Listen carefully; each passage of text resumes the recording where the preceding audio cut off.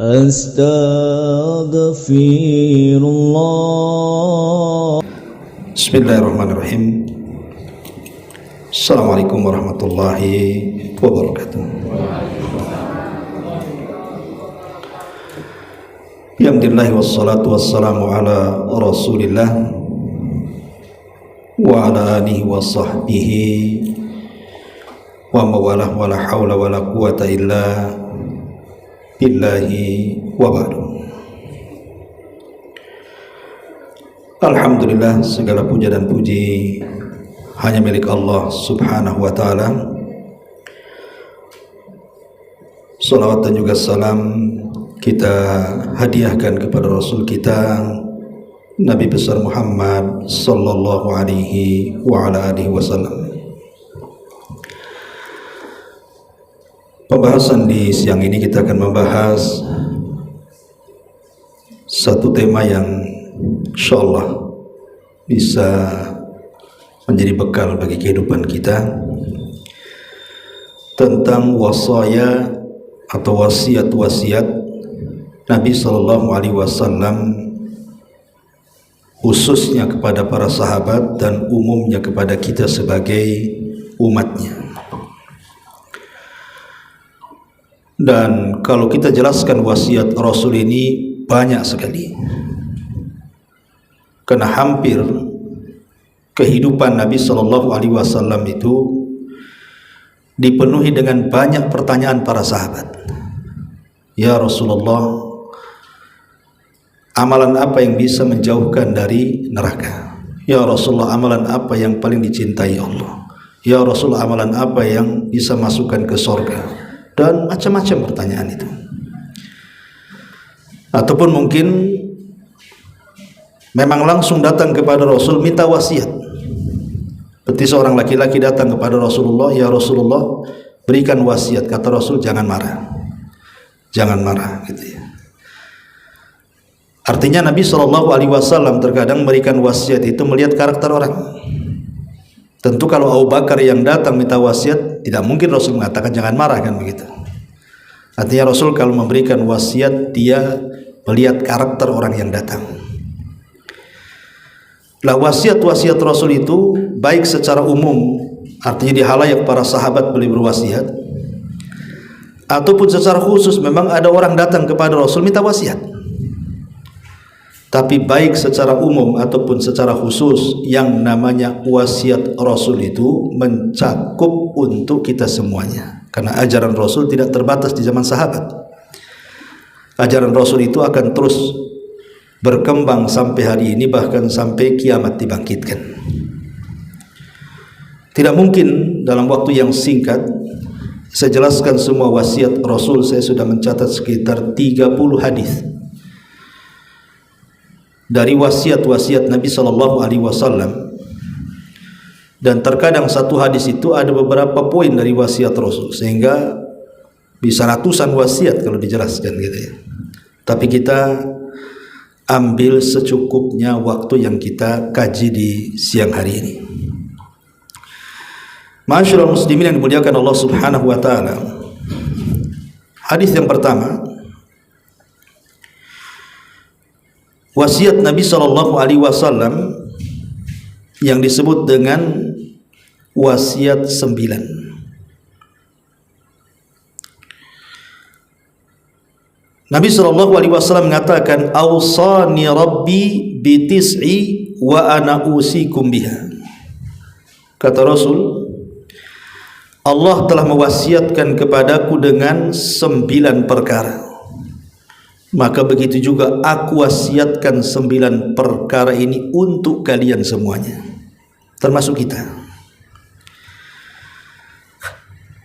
Kata Nabi sallallahu alaihi wasallam, "Awsani bil ikhlasi fis sirri wal alan," atau fis sirri wal alaniyati, wal adli fir ridha, wal ghadabi, wal qasdi fil ghina wal faqri, wa an a'fwa amman zalamani,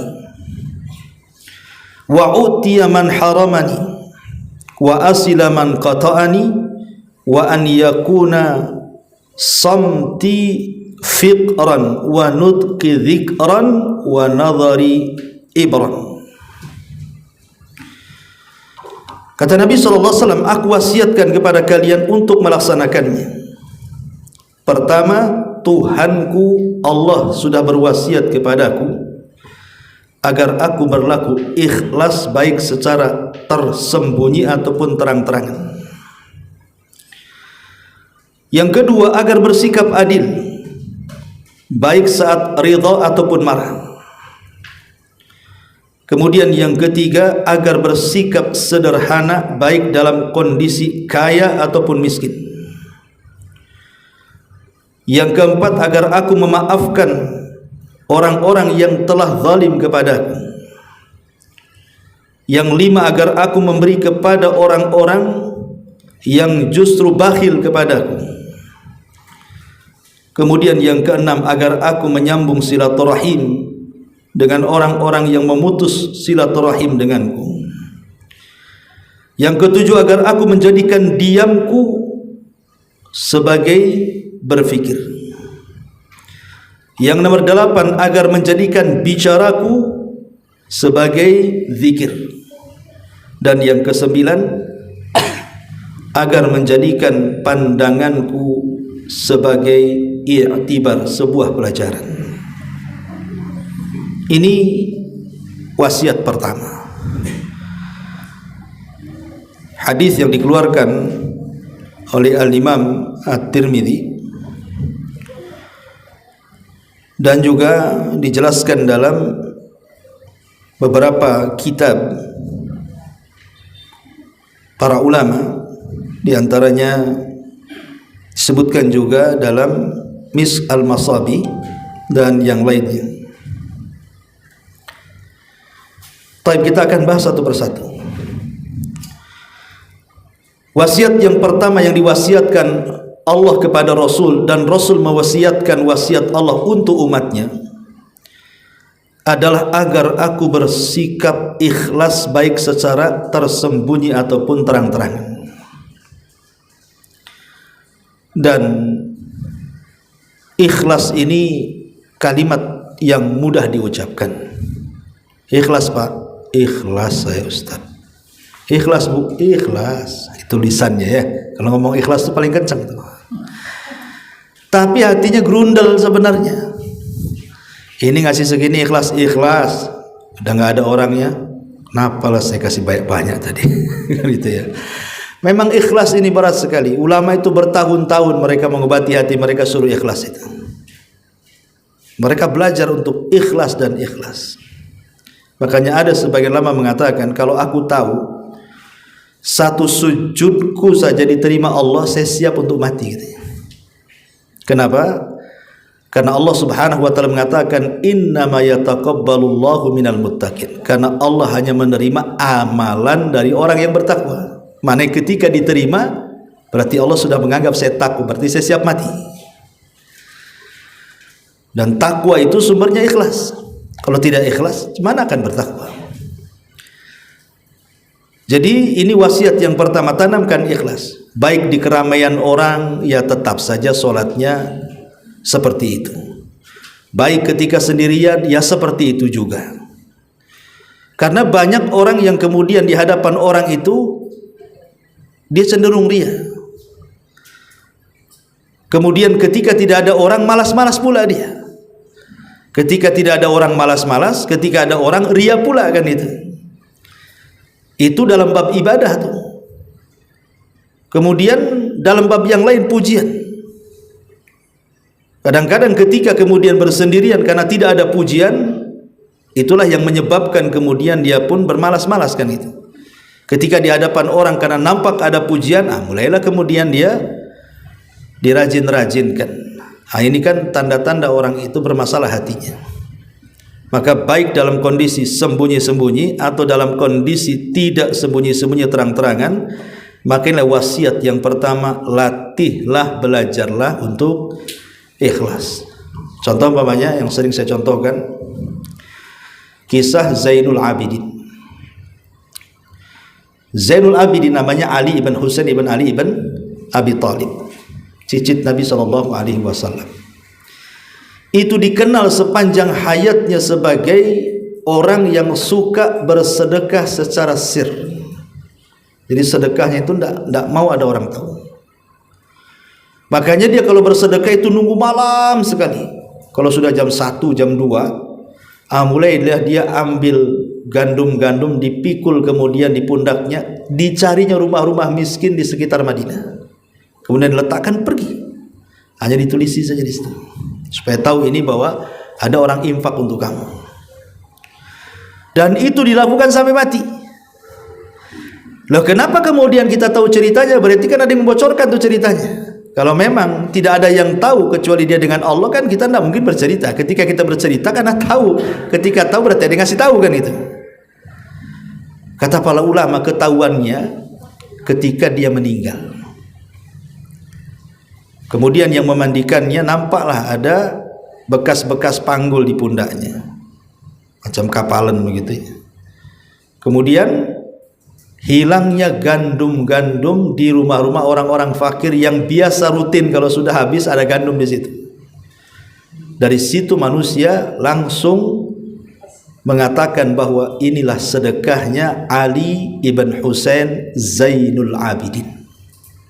Nah, ini kan mengajarkan satu keikhlasan namanya ya. Ya tidak harus ditiru kayak gitu. Maksudnya itu ditirunya bagaimana keikhlasannya, bukan sedekah jam 1-nya yang ditiru. Ana mau tiru Ali bin Husain sedekah jam 1, jam 2 malam. Antum gendong beras cari ruli. Antum disangka maling beras nanti. Kan itu ya. Ditangkap langsung, itu maling beras. Padahal antum mau pak beras. Maksudnya di sini ditiru bagaimana keikhlasan dia. Ya amalan tidak harus sama, tapi keikhlasan itu yang ditiru. Bagaimana dia tidak ingin ada orang tahu, cukuplah dia dengan Allah saja. Itulah ikhlas. Ya. Karena ikhlas itu kan identik bersendirian sebenarnya. Karena asal ibadah sendiri memang tidak boleh tahu kecuali dengan Allah saja kan, kecuali dalam ibadah-ibadah yang memang merupakan syiar. Mau tidak mau orang harus tahu. Seperti kurban. Ya mau tidak mau harus tahulah. Antum yang punya kurban disembelihkan itu syiar. Sholat jamaah, ya mau tidak mau antum berjalan ke masjid. Ya. Tetapi kalau bukan syiar yang orang harus tahu, asal ibadah itu ya sembunyi-sembunyi. Itulah keikhlasan dalam beribadah, baik waktu tersembunyi ataupun terang-terangan. Dan kalau kita cerita ikhlas ya panjang lebar. Kemudian yang kedua, agar bersikap adil, baik saat ridha ataupun marah. Karena banyak orang yang tidak berlaku adil itu ketika di saat marah, ketika muncul kebencian kepada orang, sehingga dia tidak bisa adil. Makanya Allah mengatakan, wala yajrimannakum syana'anu qaumin ala alla ta'dilu i'dilu huwa aqrabu littaqwa. Janganlah karena kebencian engkau kepada sebuah kaum kau tidak berlaku adil, tapi berbuatlah adil, itu lebih mendekatkan kalian kepada ketakwaan. Kadang kalau kita baik sama orang tidak ada masalah ya, kita ya bersikap adil. Tapi ketika kita kemudian tidak suka dengan orang, padahal sebenarnya masalahnya tidak terlalu berat, terkadang kita sikapi dengan berlebihan. Lah, tidak boleh. Di antara wasiat yang kedua, bersikaplah adil, baik ketika saat kita senang ataupun saat kita marah. Contoh umpamanya yang mudah. Ibu ini sudah bertetangga dengan tetangga itu sudah 10 tahun, mungkin sebagiannya 15 tahun atau 20 tahun. Tetangga ini baik sama ibu. Ya sudah dianggap saudara kadang-kadang. Sekali mungkin tetangga ini buat kesalahan, entah mendolimi ibu, membuli, memfitnah gitu kan. Oh, langsung ibu naik pitam tuh. Wah, itu tetangga paling jahat katanya. Padahal 15 tahun berbuat baik tuh. Satu kesalahan langsung dicap itu tetangga jahat kali itu katanya. Nggak boleh kita ini langsung menjustis seperti itu sebelum menimbang mana baiknya, mana buruknya. Lebih kemudian menghitung banyak yang baiknya atau yang buruknya. Kalau banyak yang baik, kasih udur sajalah. Mungkin dia lagi emosi, mungkin dia terfitnah, mungkin dia lagi ada masalah kan gitu. Makanya Rasul mengatakan la yafruqu mu'minun mu'minatan, tidak boleh seorang mukmin laki-laki mencela mukmin yang lainnya atau pasangannya, in kariha khuluqan radiyal akhar. Kalau dia benci kepada satu akhlak, coba redokan kepada akhlak yang lainnya. Dengan cara apa? Menimbang baik buruknya. Nah, itulah berbuat adil di situ. Ini yang kedua. Yang ketiga, agar bersikap sederhana baik dalam keadaan kaya ataupun miskin. Karena umumnya kekayaan itu bisa merubah watak manusia. Yang tadinya baik bisa jadi jahat. Dari sini Allah Subhanahu wa taala mengatakan, kalla innal insana la yatgha an ra'ahu istaghna. Sekali-kali manusia itu janganlah melampaui batas kalau Allah bukakan kekayaan kepadanya. Karena kekayaan ini disebut oleh para ulama sebagai sirru tughyan, rahasia bejatnya orang. Salah satu rahasia kenapa orang bisa jadi bejat, bisa jadi jahat itu gara-gara kekayaan. Yang awalnya terpikir waktu masih miskin, nanti kalau sudah kaya, saya sudah merencanakan saya akan sumbang tuh pondok sana, saya akan sumbang tuh masjid sini, saya akan sumbang tuh panti asuhan sana sini, macam-macam. Itu sebelum kaya. Seolah-olah kalau dia kaya, dia akan menguasai harta. Allah betul-betul bentangkan kekayaan dia. Yang tadinya dia berencana mengatur harta, harta pula yang mengatur dia. Dibalik sekarang, udah kaya, hartanya yang ngatur dia. Kau udah kaya, bantulah kawan sebelah tuh. Aduh, mana ya? Mulai itu, udah mikir tuh kan. Ya, pada waktu miskin itu udah agenda sedekah itu udah kemana-mana, sudah kaya hilang semua agendanya. Kenapa? Karena kekayaan yang menguasai hatinya, takut pula dengan kehilangan hartanya. Lah akhirnya kemudian karena kekayaan itu kalau sudah menguasai, disitulah sirru tughyannya itu. Rahasia bejat itu di situ. Mulai akhirnya tidak menghargai kawan-kawannya yang dulu sama-sama miskin, dia udah kaya. Kalau lagi miskin baiknya sama kita. Ngopi bang, ngopi, ngobrol-ngobrol, senyum-senyum. Udah kaya, jangan cerita ngopi. Lewat aja tak negor dia. Apalagi mobil dah cantik, kaca ditem-temin, dah pun dibuka sama dia, diklakson pun tidak. Subhanallah kan. Itulah kadang-kadang kan hilang semuanya. Ya kalau dikatakan wajar lah Ustadz, dia udah kaya kan gitu ya. Memang kayak gitulah biasa orang kaya tuh. Yang lebih parah lagi orang miskin sombong. Udah miskin sombong ya. Ini memang kurang ajar. Udah miskin loh, bisa parlente dia, bisa mentang-mentang pula.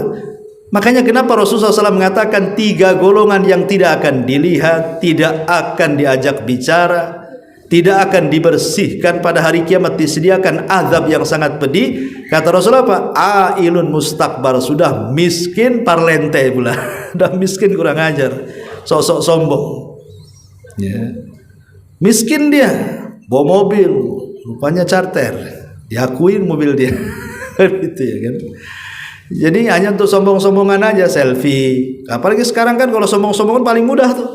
Ambil mobil di parkiran yang paling mahal kan itu. Tolong fotokan bang. Langsung di-share di Facebook, di Instagram, di mana-mana.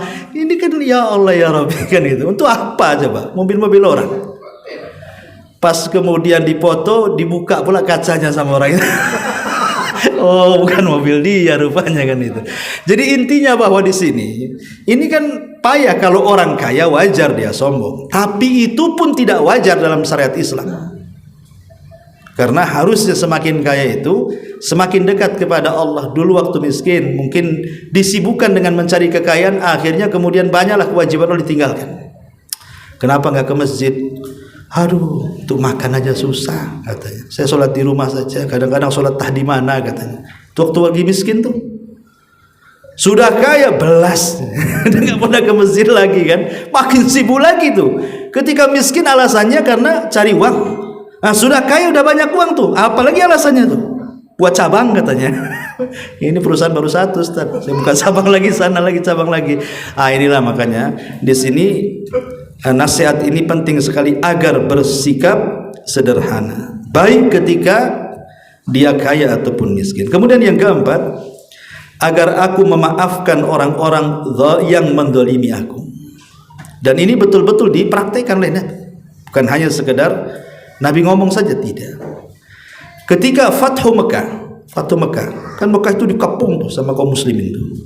Nggak ada orang yang bisa keluar dari Mekah. Gimana tentara Rasul di mana-mana?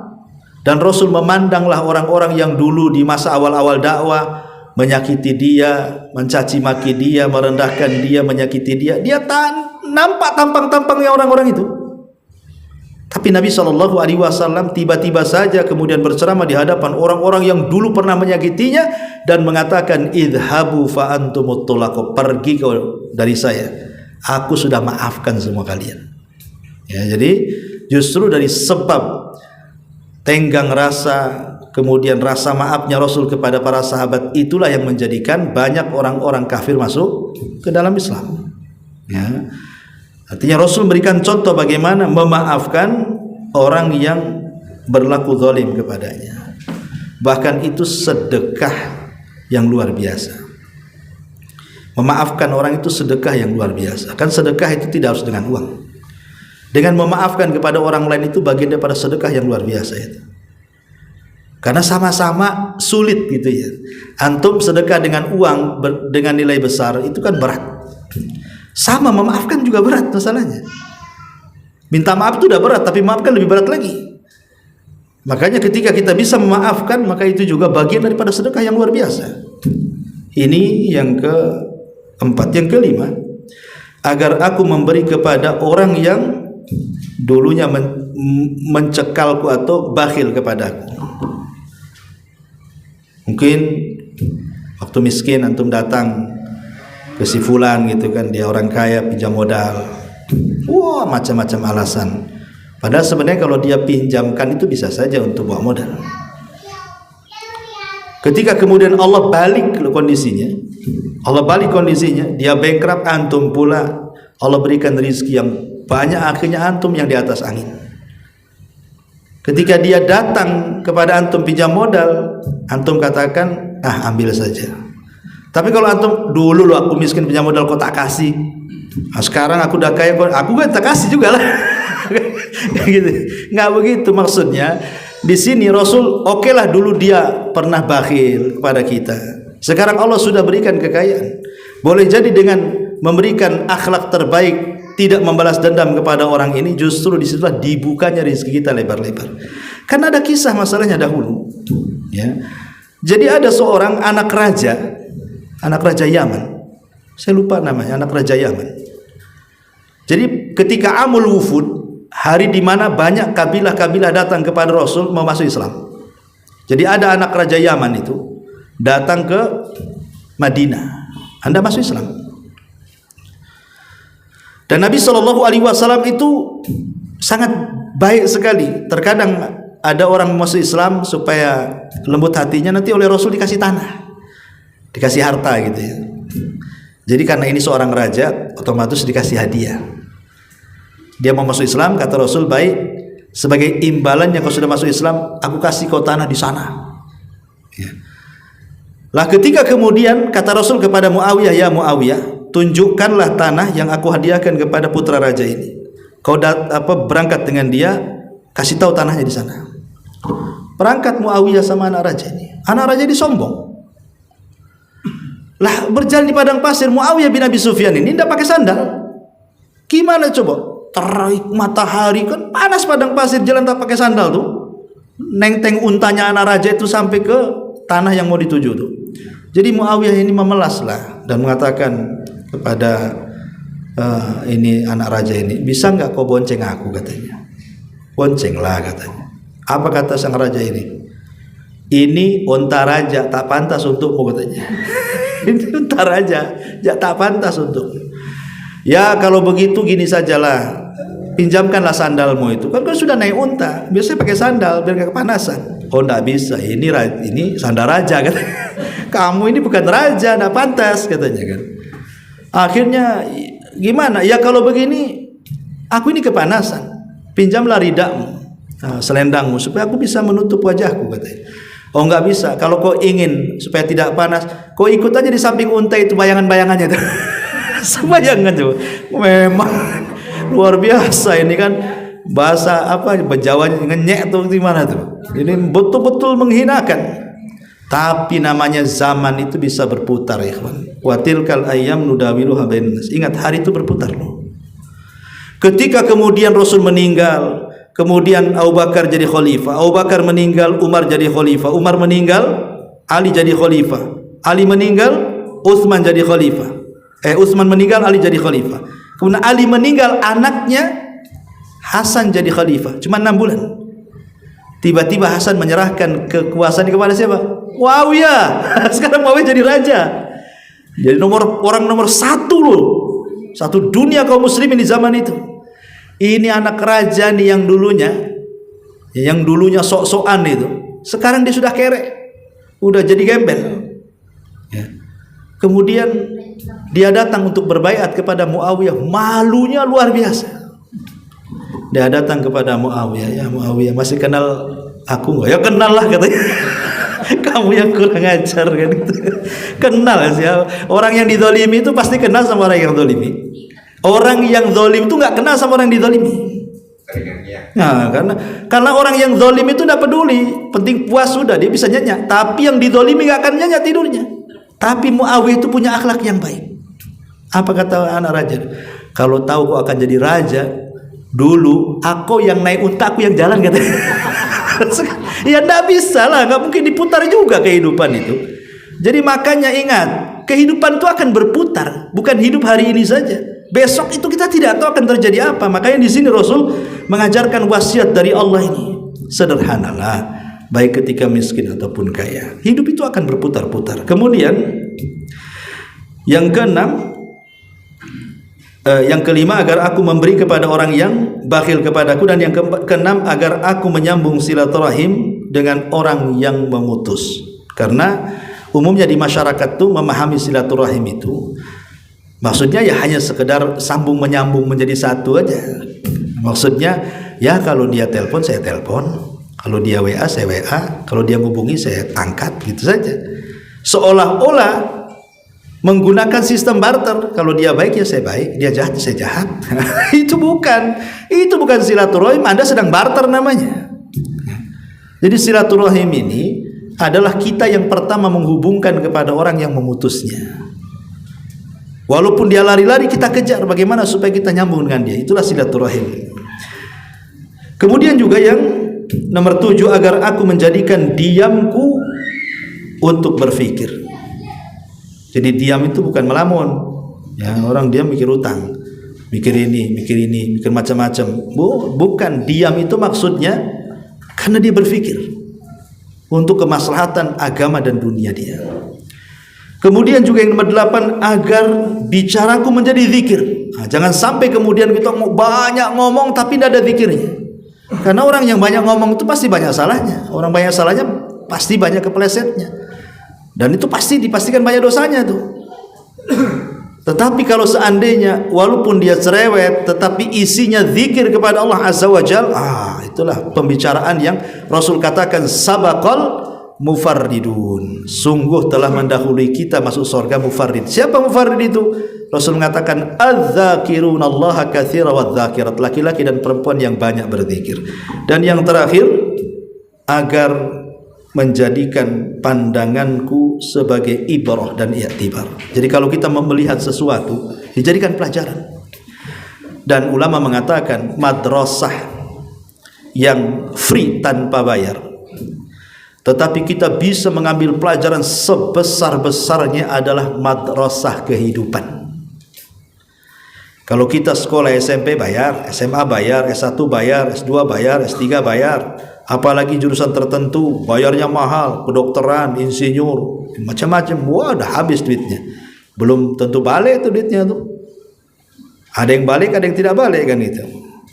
Tapi ada madrasah yang istilahnya majanan, nggak usah bayar.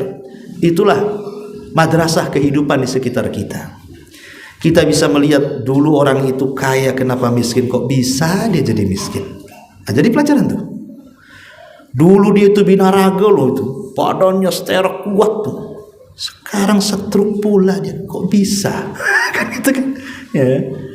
Dulu ini pejabat nih, kalau lewat dia nunduk semua. Ya Pak, yes Pak, apa yang maunya Bapak? Sekarang tak ada bapak-bapakan itu. Terbaring, hilang hartanya semua, dihinakan orang. Itu kan pelajaran semua tuh. Atau mungkin terbalik, Saya kenal orang ini. Dulu dia tukang mulung rongsokan. Sekarang mobilnya cantik pula dia. Mana bisa kaya? Itu maksudnya ya. Saya kenal di kampung nih kawan saya ini, Masya Allah. Dulu paling bandel nih di sekolah. Kok jadi ustaz, jadi kiai terkenal pula. Mana bisa gitu ya. Jadi kalau setiap yang kita pandang itu kita mikirnya ke situ, jadi pelajaran semua tuh jadinya tuh. Tapi kalau umpamanya cara pandangnya pandangan orang hasad, itu beda. Dulu miskin kenapa kaya? Jangan bayar tuyul dia. Pendukun itu hasad tuh. Itu bukan ngambil pelajaran, ngambil cari penyakit kalau kayak gitu. Maksudnya mengambil ibrah dan pelajaran. Cobalah pandang di sekitar kita. Baik memandang manusia jadi pelajaran, memandang pohon, lautan, langit, bumi dan begitu seterusnya. Lah itulah wasiat. Jadikan semuanya ini pelajaran untuk kebaikan kita di dunia dan di akhirat. Ini wasiat hadis yang pertama. Kemudian yang kedua, hadis yang ma'ruf yang sering kita dengar, hadis Irbad bin Sariyah radhiyallahu anhu.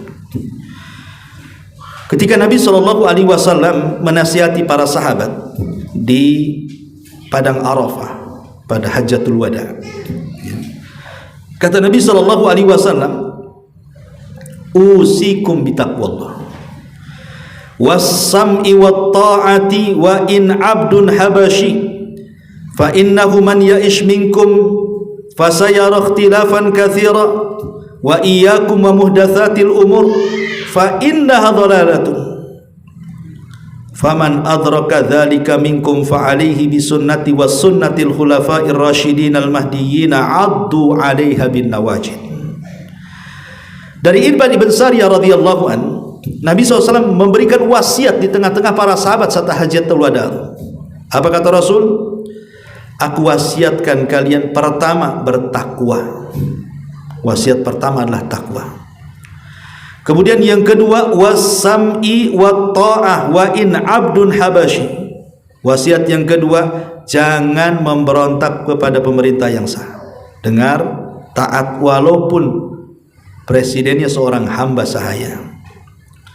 Kemudian yang ketiga, fa innahu man ya'ish minkum fasayara ikhtilafan katsira. Barang siapa yang hidup sepeninggalku kalian akan melihat perbalahan yang banyak, perselisihan yang banyak. Wa iyyakum wa muhdatsatil umur fa innaha dhalalatun. Hati-hati dari perkara baru, itu bisa menyesatkan kalian. Faman adraka dzalika minkum, siapa yang mendapati zaman seperti itu, fa alaihi bisunnati, peganglah sunnahku. Wa sunnatil khulafa'ir rasyidin al mahdiyyin 'addu 'alaiha bin nawajid, dan peganglah sunnah para khulafa'ur rasyidin yang mendapatkan petunjuk, gigitlah dengan geraham kalian. Dan wasiat yang ketiga, agar kita kembali kepada Al-Qur'an dan sunnah saat hidup di tengah-tengah gelombang fitnah. Berarti di sini ada 3 wasiat. Pertama, wasiat takwa. Yang kedua, wasiat jangan memberontak kepada pemerintah. Yang ketiga, wasiat agar berpegang teguh dengan sunnah, dengan Islam, ya. Yang pertama, takwa. Tentu wasiat takwa ini wasiat yang luar biasa. Umar bin Khattab radhiyallahu anhu satu hari berjalan dengan pembantunya namanya Aslam. Dia jalan-jalan. Di tengah jalan ketemu nenek-nenek yang sudah sepuh sekali. Tiba-tiba nenek ini berteriak dan mengatakan, "Ya Umair," katanya. "Ya Umair," katanya. Bukan Umar. Dia khalifah loh. Orang gak berani ngomong ya Umar aja gak berani, apalagi ya Umar gitu. Mereka memanggil ya Amirul Mukminin karena gelar Amirul Mukminin itu yang pertama disematkan kepada Umar bin Khattab. Kalau Abu Bakar kan khalifah, tapi kalau Amirul Mukminin itulah gelarnya Umar bin Khattab. Semua orang ngomong ya Amirul Mukminin. Ini pula nenek-nenek ngomong ya Umair katanya. Bukan Umar lagi, Umair. Apa bedanya Umar dengan Umar tuh? Kalau Umar itu Umar kecil, ya, kalau Umar itu Umar besar. Kalau Salman itu Sulaiman kecil. Kalau Sulaiman kecil, kalau sudah gede namanya Salman, ya. Kalau Umar itu kecil, kalau jadi Umar jadi gede. Nah, dalam bahasa Arab seperti itu. Kalau isim tazkir itu namanya fu'ailun, menunjukkan kecil, ya. Fu'ailun itu menunjukkan kecil. Umairun, Sulaimun gitu ya. Itu kecil namanya. Kutaib, buku kecil. Kalau kitab, kitab besar. Kalau dibilang kitab ya tebal. Kalau kutaib berarti tipis gitu ya. Jadi bahasa ya Umair ini merendahkan. Aslam ini marah lah kan begitu. Kok nenek-nenek berani kurang ajar sama Amirul Mukminin? Harusnya kan dipanggil Amirul Mukminin, kok Umar pula bukan Umar lagi gitu. Jadi dia emosi, mau menegur gitu maksudnya. Tapi Umar melarang, jangan. Ya. Kamu nggak tahu siapa wanita itu ya katanya. Kata Aslam, siapa dia? Kata Umar, tahu nggak wanita yang satu surat turun kepadanya? Inilah orangnya katanya. Maksudnya satu surat dalam Quran turun itu surah Mujadilah. Dalam Quran itu ada namanya surah Mujadilah. Itu satu surat turun sama wanita ini katanya. Siapa dia? Haulah bintu Hakim. Ini Haulah bintu Hakim ini katanya. Satu surat turun kepadanya katanya. Tiba-tiba nenek ini Haulah bintu Hakim mengatakan kepada Umar, ya Umar, dulu kau Umar, kau dulu kecil. Kemudian kau jadi Umar, jadi besar. Aku kok main-main di pasar Ukat tuh aku tahu kau ini siapa katanya. Sekarang kau sudah jadi Amirul Mukminin, ittaqillah, bertakwa kau kepada Allah. Tiba-tiba ngomong begitu dia. Ya. Ketika Umar mendengar kalimat ittaqullah, bertakwa, langsung menangis dia. Tuh, orang dulu kalau didengar bertakwalah itu langsung sedih. Karena kita belum sanggup untuk bertakwa yang sesungguhnya.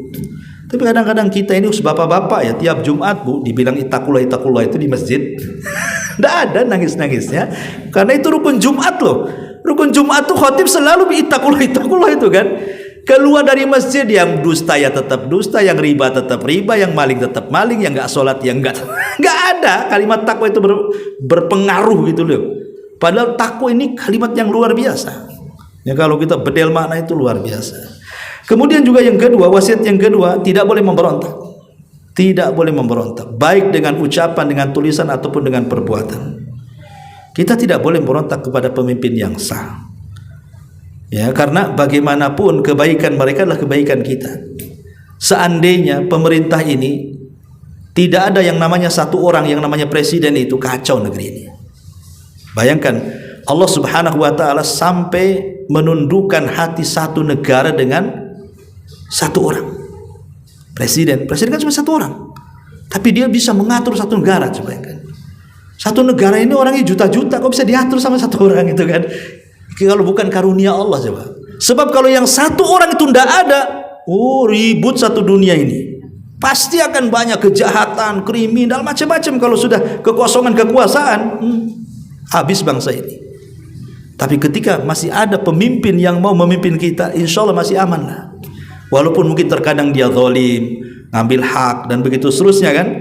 Tapi hikmahnya kita mendapatkan keamanan. Dari situlah kita diperintah untuk as-sam'i wa ta'at. Kemudian yang ketiga, disuruh untuk berpegang dengan sunnah di zaman fitnah. Di zaman fitnah ya, sekarang ini zaman fitnah ya. Ini yang kedua, hadis yang kedua. Hadis yang ketiga, hadis daripada Abi Dzar Al-Ghifari radhiyallahu anhu. Dan ini sering pernah saya bahas juga, tapi nggak di sini, di tempat lain.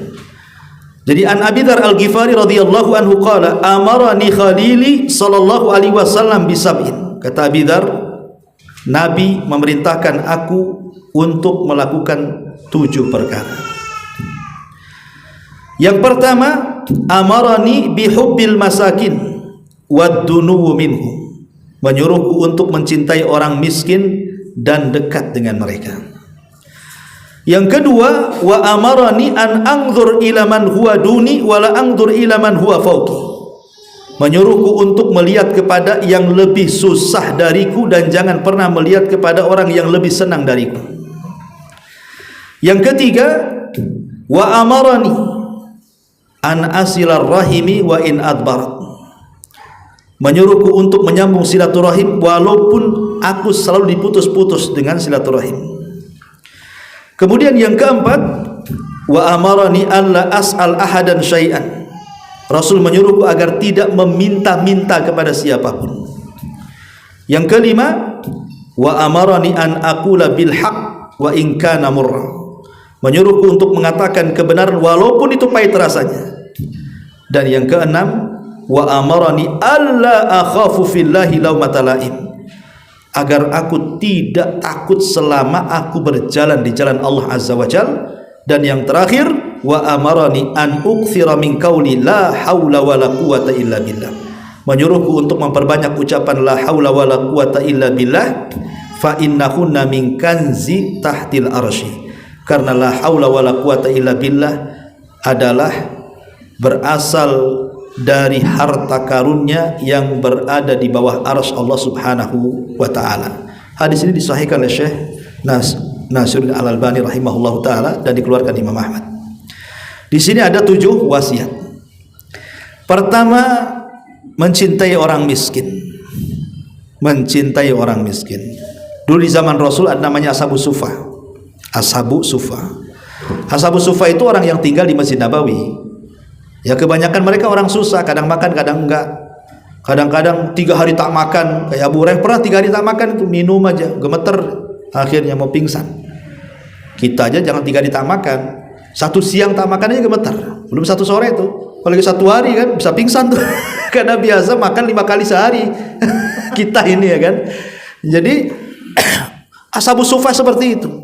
Lah ada orang-orang yang tinggal di kota Madinah itu, memang orang kaya mereka. Orang kaya, mereka tak mau tidur di masjid, tidak mau tidur di rumahnya, padahal mereka kaya. Terkadang mereka justru tidur gabung dengan Ashabu Sufa.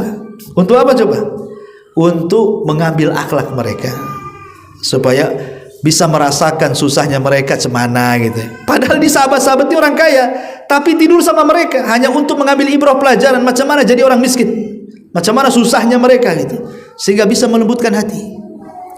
Yang mencintai orang-orang miskin itulah akhirnya lembut hati kita, tidak sombong akhirnya kan. Karena ada yang memaknai miskin dalam hadis ini, maksudnya bukan miskin tak punya harta. Maksudnya di sini miskin di sini tawadhu, maksudnya agar kita mencintai orang-orang yang merendah diri. Orang kaya tapi merendah diri. Karena nanti pada hari kiamat orang-orang sombong di dunia itu dikumpulkan dengan sesama orang-orang sombong dan dibuat seperti kecil seperti semut. Tidak akan nyambung dengan kita. Sementara orang-orang yang tawadhu, yang rendah diri itu mereka akan berkumpul bersama Nabi.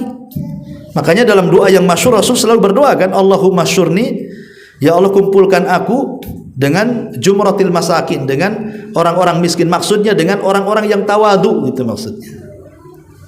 Nah, di sini maka wasiat yang pertama mencintai orang miskin.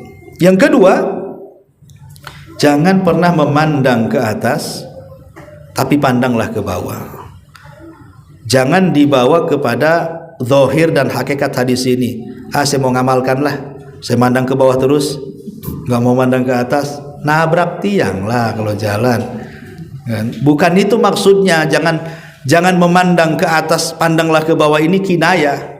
Kalau urusan dunia, kaidah ini berlaku. Jangan pandang ke atas, pandang ke bawah, itu kalau urusan dunia. Tapi kalau urusan agama dibalik, jangan pandang ke bawah, pandang ke atas. Ya, saya contohkan dua-duanya.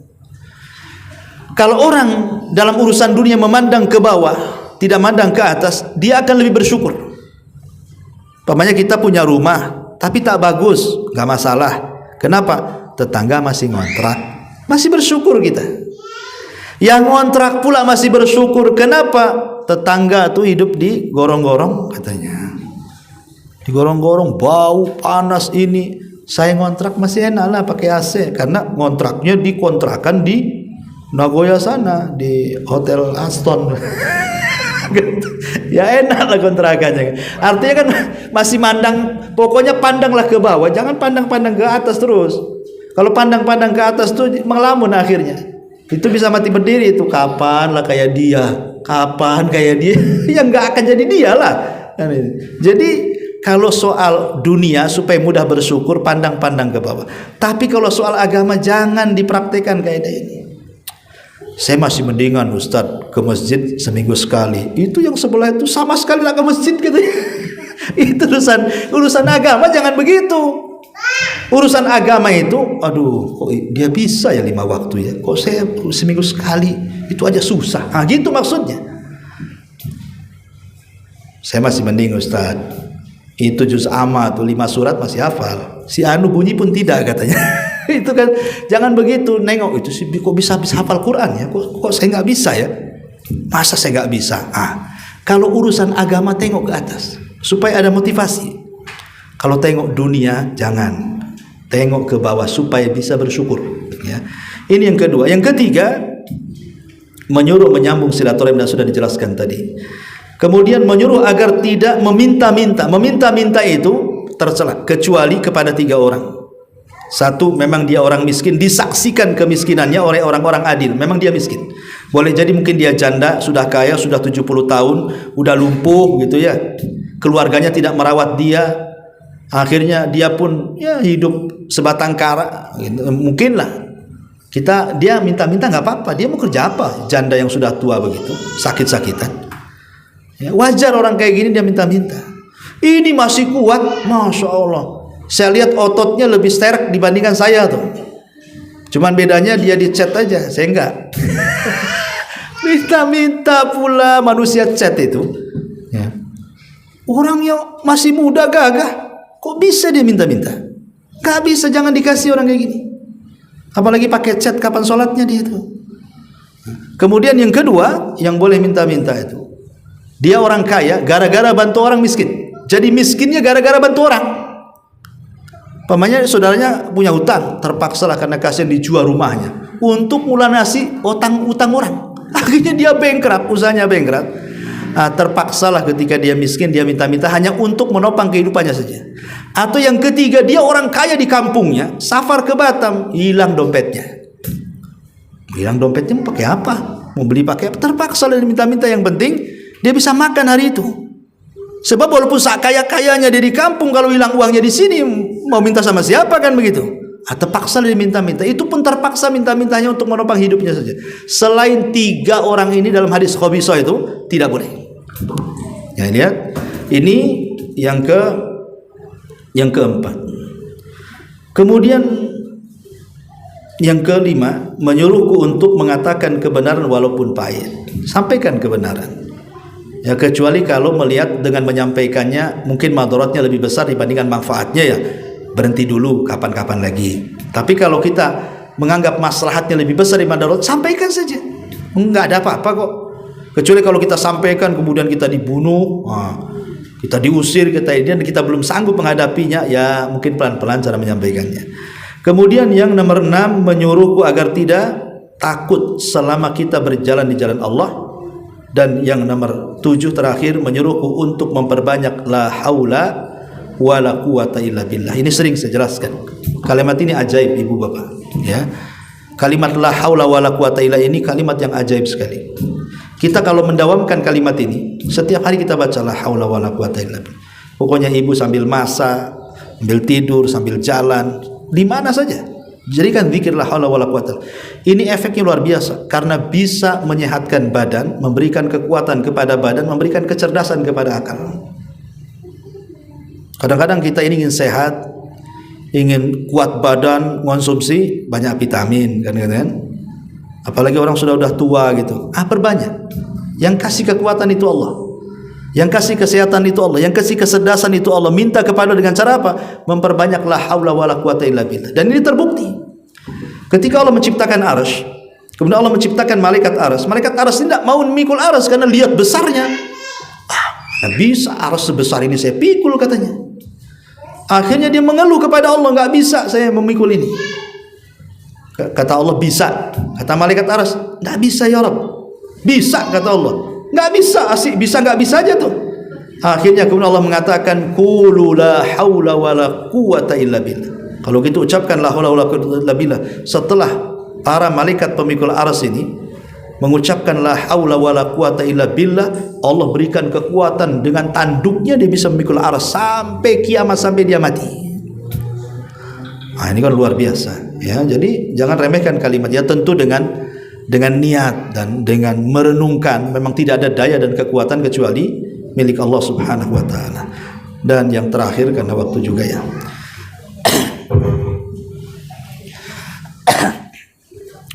Yang terakhir adalah hadis dari Abi Hurairah radhiyallahu anhu. Hadis ini dikeluarkan Imam Tirmidzi. An Abi Hurairah radhiyallahu an qala Rasul sallallahu alaihi wasallam man ya'khudh anni hadhil kalimat faya'mal bihinna aw yu'alliman ya'mal bihinna. Faqala Abu Hurairah qultu ana ya Rasulullah fa akhadha bi yadi fa adda khamsan faqala ittaqillah takun a'badan nas warda bima qasamallahu laka takun aghnan nas wa asin ila jarika takun mu'minan wa ahibbi lin nasi ma tuhibbu li nafsik takun musliman wala tukthir adh-dhahika fa inna kathrata adh-dhahika tumitul qulub. Kata Abu Hurairah radhiyallahu an, Rasul pernah menarik diriku dan mengatakan, siapa yang mau kuajarkan kalimat-kalimat ini kemudian diamalkan atau didakwahkan kepada orang yang mau mengamalkan. Kata Abu Hurairah, aku maulah Rasul. Maka Rasul SAW menarik Abu Hurairah dan mengatakan, kalau begitu dengarkan 5 perkara. Dengarkan 5 perkara. Yang pertama, ittaqil maharim takun a'badan nas. Hindari apa saja yang diharamkan, engkau akan menjadi manusia yang paling beribadah. Yang kedua, warda bima qasamallahu lak takun aghnan nas. Merasa redoklah, senanglah dengan apa pemberian Allah, mau sedikit mau banyak, pokoknya ikhlas, maka engkau akan menjadi orang yang paling kaya di antara manusia. Yang ketiga, wa ahsin ila jarik takun mu'minan. Berbuat baiklah kepada tetanggamu, niscaya engkau akan menjadi seorang mukmin sejati. Kemudian yang keempat, wa ahib linnas ma tuhibbu li nafsik takun muslimah. Cintailah orang lain seperti yang engkau mencintai dirimu, maka engkau akan menjadi seorang muslim sejati. Kemudian yang terakhir, wala tukthiridh dhahik fa inna kathratadh dhahik tumitul qulub. Jangan terlalu banyak tertawa berlebihan, sebab hal itu bisa mematikan hatimu. Ini 5 wasiat juga. Pertama, ittaqi maharim. Tinggalkan yang diharamkan. Karena salah satu penghalang ibadah itu apa? Maksiat. Orang kalau banyak maksiat, malas ibadah. Pasti itu. Kalau orang sudah banyak maksiat, saya pastikan malas ibadah. Artinya kalau orang menyedikitkan maksiat, rajin ibadahnya. Makanya Rasul mengatakan, kalau engkau bisa meninggalkan maksiat dan yang diharamkan, jadilah kau hamba Allah yang akan menjadi ahli ibadah. A'badanas, paling menghamba diri kepada Allah. Kemudian yang kedua, ridholah dengan pemberian Allah, sedikit atau banyak. Karena ini yang sulit ya. Qanaah atau zuhud, qanaah itu kakak beradik itu kan. Zuhud dan qanaah ini memang agak repot. Untuk qanaah, redho dengan pemberian Allah itu kadang-kadang gimana gitu ya. Kecuali orang itu memang punya tauhid. Kalau enggak punya tauhid, muring-muring aja orang tuh. Apalagi setiap hari yang dipandang orang aja. Enak kali ya orang itu ya. Usaha apa saja kok lancar jaya katanya. Saya baru usaha detik gulung-gulung aja tikar nih. Kalau orang mandang-mandang terus, akhirnya apa? Allah disalahkan. Ya Allah kok gitu ya katanya. Allah digitu-gituin. Oh gitu ya Allah kan itu. Nah, ini karena tidak qanaah. Sebenarnya loh, kalau kita lihat hikmah, terkadang ada orang yang sengaja nggak dikaya-kayakan. Sebab kalau dia kaya, bejat dia. Atau sebaliknya, ada orang kok nggak dimiskin-miskinkan sama Allah, kok kaya aja. Sebab kalau miskin kurang ajar dia sama Allah. Ambil hikmah di situ. Walaupun kekayaan itu memang kebanyakan jadi bejat gitu ya, tapi kita ambil kaedahnya. Oh boleh jadi saya ini nggak boleh kaya, nanti kalau sudah kaya saya nggak hadir lagi nih di SSSSS ini katanya. Ya, mungkin hadirnya setahun sekali, pas lebaran aja datang minta maaf. Afwan nggak bisa hadir sambil lebaran gitu ya. Nah, ini kan repot kayak gini. Coba berarti memang agak sulit, berat memang menerima takdir itu berat. Tapi harus dibiasakan.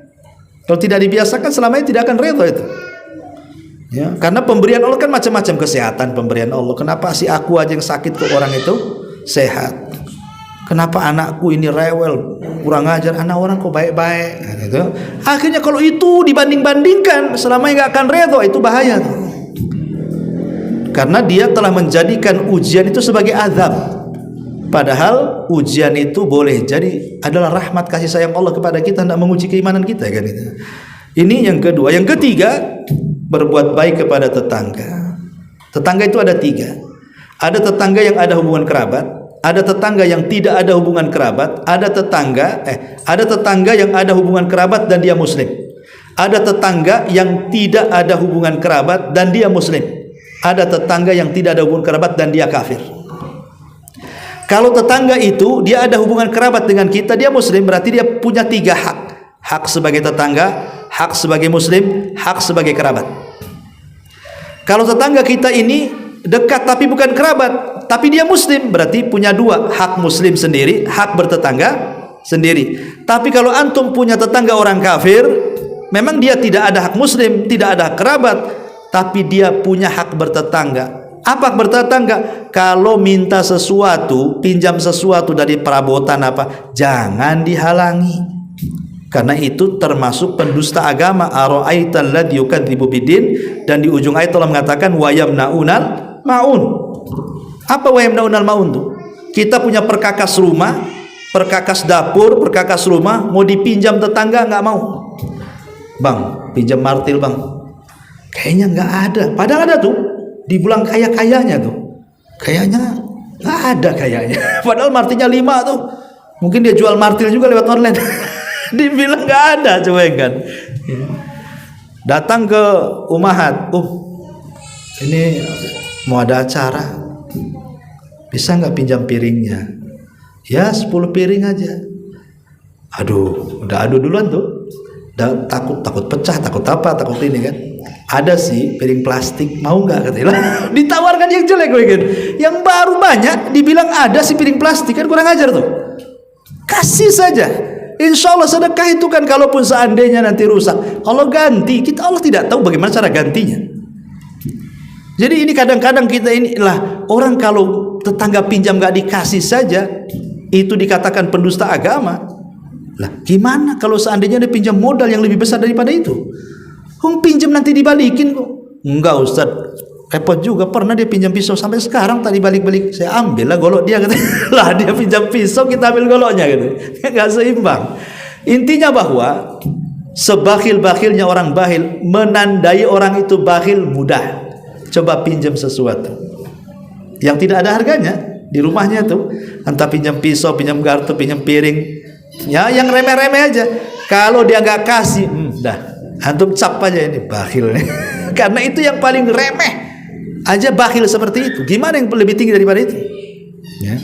Kemudian yang ketiga, yang keempat, cintailah orang-orang seperti engkau mencintai dirimu. Ini kinayah daripada hadis Rasul, la yu'minu ahadukum hatta yuhibbu li akhihi ma yuhibbu li nafsi. Kata Rasul, cintailah saudaramu seperti mencintai dirimu sendiri. Dan yang terakhir, janganlah terlalu banyak tertawa berlebihan, ya, sebab hal itu akan mematikan hati. Bercanda itu boleh, tapi jangan di beberapa perkara.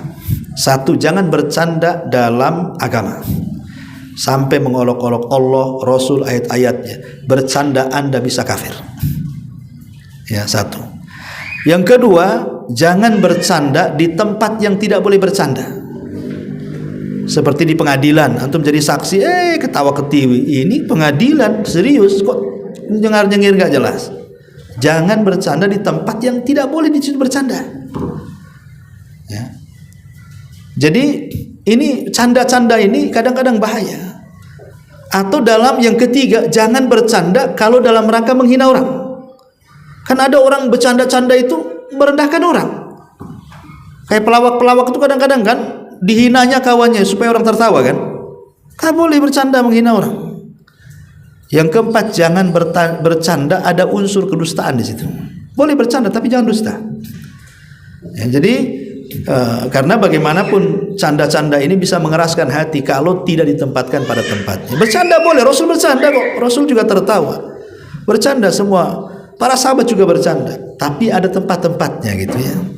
Wallahu alam, mungkin ini saja. Maaf tidak ada pertanyaan Bu, karena saya ada tamu juga. Sampai di sini saja. Mudah-mudahan ada manfaatnya. Subhanallah bihamdika, asyhadu an la ilaha illa anta astaghfiruka wa atubu ilaik. Wallahu ta'ala. Assalamualaikum warahmatullahi wabarakatuh.